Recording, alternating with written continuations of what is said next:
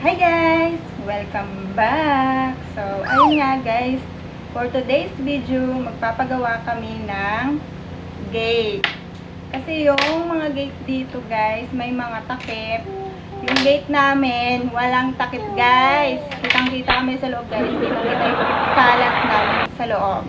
So, kaya, today, papagawa ko yon. Patatakpan ko yung gate namin para maganda. At ipapakita ko sa inyo guys, ganito yung mga gate ng mga kapitbahay namin. So, ayun guys, mangutang muna tayo ng pampagawa.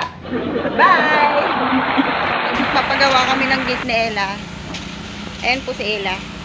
Makikisali din. Tingnan natin yung gate nila. Ayan, kikita nyo naman guys na may takip yung mga gate ng mga kapitbahay namin. Yun sa amin, wala. Okay. Ayan, no. So, ayan guys, yan yung ipapaayos naming gate ni Ella. Papatakpan namin yan guys. Ayan yung plain sheet ikakabit sa gate namin. Chris ang gagawa ng gate.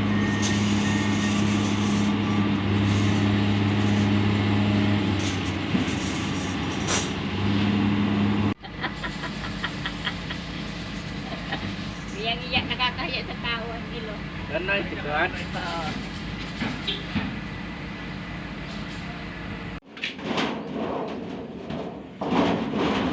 Yan guys, si Kuya Danny yan, yung katulong ni Kuya Chris gumawa ng gate.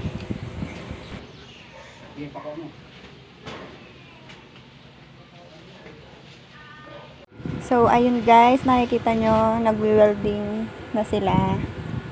Kinakabit na yung takip ng gate. Ayun guys, nakikita nyo yung welding, ayun, yung may umilaw-ilaw, ayan. Yun na guys, when welding na siya. Thank you for watching. I'll be back.